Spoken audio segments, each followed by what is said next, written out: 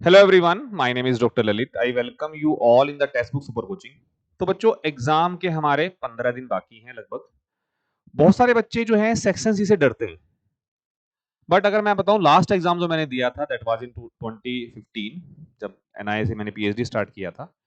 That time I scored 100 out of 100 in section C. 100 out of 100 section C में score करना उतना आसान भी नहीं है और उतना टफ भी नहीं है, मतलब एक कोई इंपॉसिबल चीज भी नहीं है। देयर आर मेनी स्टूडेंट्स जो 100 आउट ऑफ 100 स्कोर करते हैं अपने सेक्शन सी में, ठीक है ना। इवन अगर मैं बात करूं compare to the section B, यहां पर 100 स्कोर करना इज इजी। तो एक छोटा सा स्टैट मैं आपके सामने डिस्कस करूंगा और एक छोटी सी स्ट्रेटेजी मैं आपके सामने डिस्कस करूंगा। It can help you to get full marks in the section C. ठीक है, तो बात कर लेते हैं बच्चों। ज्यादा टाइम, देखो मैं भी ज्यादा आपका टाइम नहीं लूंगा क्योंकि एग्जाम बिल्कुल सर पर हमारे है। तो जल्दी से इसको देख लेते हैं। सबसे पहले ध्यान रखिए कि जितने बच्चे इस वीडियो को देख रहे हैं, जो लोग नए हैं इस चैनल पर, वो चैनल को सब्सक्राइब जरूर कर ले, और बाकी सब लोग जो है वीडियो को लाइक भी करिएगा और कमेंट करिएगा। अगर आपकी कुछ कंसर्न है, कोई क्वेरी है, कमेंट बॉक्स में मैं फॉलो करूंगा कुछ दिन तक कमेंट बॉक्स को। अगर आपकी कुछ कंसर्न या क्वेरी रहती है तो मैं वहां पर एक्टिवली रिप्लाई कर रहा हूँ। ठीक है, समझ लेते हैं। पहले थोड़ा स्टैट को समझते हैं। अच्छा, ये मेरा टेलीग्राम चैनल है, इसको भी आप ज्वाइन कर सकते हो क्योंकि यहाँ पर सारे नोटिफिकेशन आपको मिल जाते हैं। अगर मैं बात करूं लाइफ साइंस में पार्ट सी की, तो जो हमारा पार्ट सी है लाइफ साइंस में, इस पार्ट सी में हम लोग बात करते हैं, टोटल जो क्वेश्चन होते हैं वो होते हैं 75। इन 75 क्वेश्चंस में से हमें जो अटेम्प्ट करने होते हैं मैक्सिमम 25। हर एक क्वेश्चन 4 मार्क्स का होता है, तो हमें मैक्सिमम मार्क्स जो है वो 100 मिल जाते हैं। लगभग पूरे पेपर का 50% जो है यही सेक्शन हमारा बनाता है।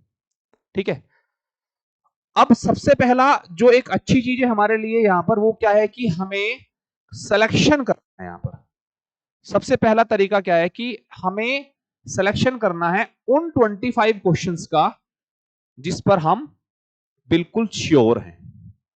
क्योंकि हम लोग गलती क्या कर लेते हैं बच्चों, हमने जनरली पार्ट ए से स्टार्ट किया या पार्ट बी से स्टार्ट किया। मेरा रिकमेंडेशन रहेगा आप पेपर को पार्ट सी से स्टार्ट करिए और उसको पूरा 90 से लेकर 100 मिनट देने का रखिए, टाइमर रखिए अपने पास में। उसको देना है आपको इतना, क्योंकि 50% मार्क्स अगर वो दे रहा है तो वो 50% टाइम भी डिजर्व करता है आपका सेक्शन। अब अब मान लीजिए इसमें क्या होता है, सिलेक्शन के बारे में मैं बात करूंगा। मान लीजिए मैंने एक क्वेश्चन को स्टार्ट किया, वो क्वेश्चन मुझे लग रहा है कि मेरा पढ़ा हुआ टॉपिक का है और मैं उसको सोल्व कर लूंगा। तो अगर मैंने टॉपिक को अच्छे से पढ़ा है तो चांस 100% है कि लेट्स से मैं क्वेश्चन नंबर 1 पर गया और मैंने इसको रीड करना स्टार्ट किया, और रीड करते करते मेरे को समझ में आया कि हाँ मेरे टॉपिक का, और मैं इसको 100% सॉल्व कर लूंगा। ठीक है ना, अच्छी बात है कि वो सॉल्व हो गया क्योंकि टॉपिक हमने पढ़ा हुआ था। आपके 4 मार्क कंफर्म हो गए। लेकिन दूसरा सिनेरियो में ये भी बन सकता है कि मुझे ऐसा लगा कि यार ये ना हमारा सॉल्व हो भी सकता है, नहीं भी हो सकता, 50-50 चांस है। ठीक है, क्योंकि इसमें कुछ टॉपिक मेरा पढ़ा हुआ है पर कुछ टर्म्स ऐसी हैं जिससे मैं अवेयर नहीं हूं, तो मैं गलती कर सकता हूं ऑप्शंस को मैच करने में, ऑप्शंस को बनाने में गलती कर सकता हूं। उस केस में अगर आपको लग रहा है कि 50-50% मेरा है चांस ये सॉल्व नहीं होगा, या हो भी सकता है नहीं भी हो सकता है, टाइम ले रहा है, उस क्वेश्चन को मार्क कर दो। क्योंकि हो सकता है आपको 75 क्वेश्चन में से आगे ऐसे 25 मिल जाएं जो टाइम भी नहीं लेंगे और इजीली सॉल्व हो जाएंगे। टारगेट ये रखना है कि सारे 75 क्वेश्चंस को एटलीस्ट आपको अपनी नजरों से देख लेना है। जिस क्वेश्चन को सॉल्व कर सकते हो केवल उसी को पढ़ना है। जिसके बारे में आपको इंफॉर्मेशन नहीं, मान लीजिए सपोज मैंने इवोल्यूशन नहीं पढ़ा, बिल्कुल भी नहीं पढ़ा, और इवोल्यूशन का वहां 4 नंबर का क्वेश्चन मेरे सामने आ गया, तो बेटर है कि उसको रीड करने से मैं इसको स्किप ही करूं। ठीक है ना। हाँ, जब मैं 75 तक चला जाऊंगा तब मेरे 25 नहीं हो रहे हैं, तब मैं उस क्वेश्चन पे आ सकता हूं। हो सकता है कि कुछ बेसिक इंफॉर्मेशन पे वो क्वेश्चन हो, तब मैं उसको रीड कर सकता हूं। लेकिन अभी ये 2 चांस हमारे पास में हो गए, तो यहां तो आपने उसको अटेम्प्ट कर दिया, यहां उसको मार्क करके छोड़ दो। फिलहाल के लिए मार्क करके छोड़ दिया आपने उसको। फिर एक सिनेरियो ये हो सकता है कि रीड करते मेरे को समझ में आया कि मैं इसको 100% सॉल्व कर लूंगा, बट ये मेरा जो एक मैं एवरेज टाइम देना चाहता हूं हर एक क्वेश्चन को, क्योंकि 25 क्वेश्चन आप करोगे और मैंने कहा आपसे कि 90 मिनट से लेकर आपको 100 मिनट तक देनी है, तो एवरेज जो टाइम रहा हमारा हर एक क्वेश्चन के लिए वो 4 मिनट हो गया। ठीक है, पर ऐसा एवरेज की बात कर रहा हूं क्योंकि बहुत सारे क्वेश्चन 4 नंबर के ऐसे होंगे जो 1 मिनट में भी सोल्व हो जाएंगे, कुछ ऐसे होंगे जो 2 मिनट में सोल्व हो जाएंगे। तो जो बाकी टाइम बचा हमारा, अब उन टाइम को हम ऐसे क्वेश्चन को देंगे जिसको हमें लग रहा है कि 100% सॉल्व हो जाएगा, बट टाइम ले लेगा। इसको भी एक तरीके का स्पेशल मार्क देके छोड़ दो, अपने पेपर में लिख लो कि ये क्वेश्चन ऐसा है, मैं सॉल्व करूंगा इसको, बट ये अभी टाइम ले रहा है। तो हो सकता है कभी कभी ऐसे क्वेश्चन में 10 मिनट भी लग जाता है, कभी कभी। वैसे 10 मिनट का कोई क्वेश्चन होता नहीं है, बट मान लो अगर वो इतना टाइम ले रहा है तो हम पैनिक हो सकते हैं, और पैनिक होंगे तो फिर दिक्कत हो जाएगी हमें आगे। तो ये सिनेरियो हमें मिल सकते हैं। एक हमें ऐसा मिलेगा कि 0% हमारा उस पर कॉन्फिडेंस है, उसको तो तुरंत उसको नंबर कट कर दो, उस पर आना ही नहीं हम लोग। और ऐसे करते करते जब आप जाओगे क्वेश्चन को रीड करोगे, तो आप देखोगे कि बहुत ही एक वेल मैनेज टाइम में, लगभग 80 टू 90 मिनट में आप इवन पहले ही, क्योंकि आप में से कुछ क्वेश्चन को मार्क करके छोड़ा है, आप ये देखना कि अगले लगभग 70 टू 80 मिनट में आप लास्ट क्वेश्चन पर पहुंच चुके हो। नहीं, अगर आप लोग यहीं लगे रह गए इस पे ना, ऐसे 2-3 क्वेश्चन और मिल गए तो आधा घंटा चला गया तुम्हारा। इसलिए अगर कोई क्वेश्चन जिसको तुम्हें लग रहा है कि मैं इसको सॉल्व कर सकता हूं, बट वो टाइम लेगा, उसको मार्क कर दो स्पेशल मार्क। जिसपे तुम्हें डाउट है 50% सही है 50% गलत है, उसको मार्क कर दो। जिसको तुम सोल्व कर पा रहे हो उसको सोल्व करो, निकलो आगे। आप देखोगे कि अगले मैक्सिमम 70-80 मिनट में आप सारे 75 क्वेश्चन को क्रॉस कर चुके हो। अब वहां जाकर काउंट करो कितने हो गए। सपोज आपके जो है टोटल क्वेश्चन जो आपने अटेम्प्ट किए 20 क्वेश्चन आपके हो गए, और 20 क्वेश्चन ये इस वाले थे, ये वाले थे, सॉरी 20 क्वेश्चन हमारे ये 100% वाले थे, ठीक है ना। अब अब आप देखो कि कौन से क्वेश्चन ऐसे जो टाइम लेने वाले थे, जिस पर आपको कॉन्फिडेंस है कि हाँ उनको सॉल्व कर लोगे, बट वो टाइम ले रहे थे। अब इन क्वेश्चन को सॉल्व करो। उसके बाद आपने देखा 2-3 और बन गए हमारे।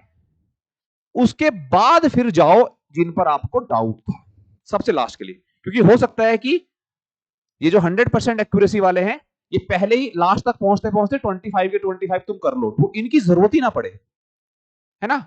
अगर नहीं हुए तो इन पे जाना है, जिस पे आप लग रहा है कि आप सॉल्व कर सकते हो, पर थोड़ा उसमें और क्रिटिकल थिंकिंग की जरूरत है, या कुछ मुझे और चीजों को कनेक्ट करना पड़ेगा, ठीक है।